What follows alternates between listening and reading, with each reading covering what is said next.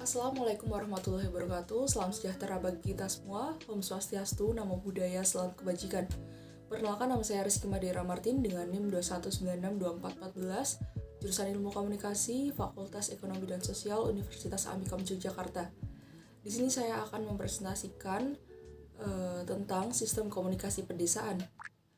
Sistem komunikasi pedesaan adalah infrastruktur dan teknologi yang digunakan untuk memfasilitasi komunikasi di daerah pedesaan. Ini mencakup berbagai sarana komunikasi seperti telepon umum, radio komunitas, akses internet pedesaan, dan juga pos untuk memastikan akses yang adil dan setara terhadap komunikasi dan juga informasi bagi masyarakat pedesaan. Pada sistem komunikasi pedesaan sendiri memiliki banyak hambatan dan juga tantangan di dalamnya. Adapun beberapa masalah yang umumnya terjadi dan dihadapi dalam sistem komunikasi pedesaan antara lain, yang pertama adalah keterbatasan infrastruktur. Daerah pedesaan seringkali memiliki keterbatasan dalam hal infrastruktur telekomunikasi, seperti tidak adanya jaringan telepon, akses internet yang lambat, dan juga cakupan sinyal yang lemah. Hal ini membuat komunikasi menjadi sulit atau juga terbatas di daerah pedesaan. Yang kedua adalah jarak yang jauh.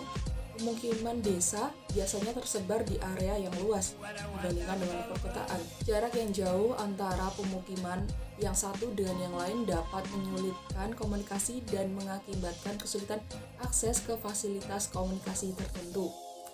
Selanjutnya adalah kekurangan sumber daya. Di beberapa daerah pedesaan, sumber daya finansial dan teknis untuk mengembangkan infrastruktur komunikasi terbatas. Keterbatasan dana dan juga kurangnya keahlian teknis dalam infrastruktur dan juga sistem komunikasi dapat mempengaruhi kemampuan untuk memperbaiki ataupun memperluas sistem komunikasi di pedesaan itu sendiri. Selanjutnya adalah minimnya pemahaman teknologi. Di beberapa daerah pedesaan, masyarakat mungkin kurang akrab dengan adanya teknologi komunikasi modern. Minimnya pemahaman teknologi dan juga keterbatasan akses terhadap pelatihan dan pendidikan tentang penggunaan teknologi dapat menghambat pemanfaatan sistem komunikasi yang tersedia.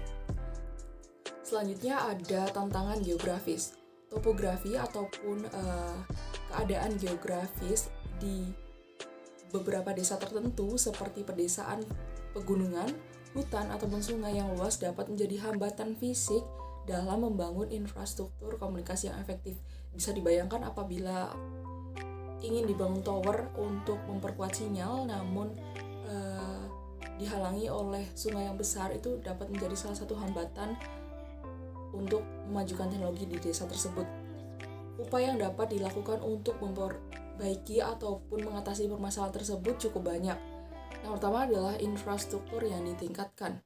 Investasi dalam pengembangan infrastruktur telekomunikasi yang baik di pedesaan dapat meningkatkan aksesibilitas dan kualitas telekomunikasi. Ini termasuk peningkatan jaringan telepon, perluasan cakupan sinyal seluler, dan pemasangan infrastruktur internet yang lebih baik seperti serat optik ataupun teknologi nirkabel. Selanjutnya adalah akses internet pedesaan yang lebih baik. Mengembangkan internet pedesaan dengan kecepatan yang memadai dapat membantu masyarakat dalam mengakses informasi, layanan online, serta meningkatkan kesempatan ekonomi dan pendidikan. Yang selanjutnya adalah penggunaan teknologi terkini. Mengadopsi teknologi terbaru seperti Internet of Things, sistem komunikasi satelit, atau jaringan seluler generasi berikutnya, misalnya 5G, dapat meningkatkan kualitas sistem komunikasi pedesaan. Teknologi ini dapat membantu dalam pemantauan pertanian, pemantauan kesehatan, lingkungan, serta memberikan layanan dan solusi yang lebih baik. Kita tahu bahwa sistem komunikasi di pedesaan memiliki dampak dan juga manfaat yang sangat besar. Ini dapat memudahkan seluruh masyarakat untuk bertukar informasi ataupun dapat menjadi jembatan agar ekonomi pedesaan lebih baik lagi.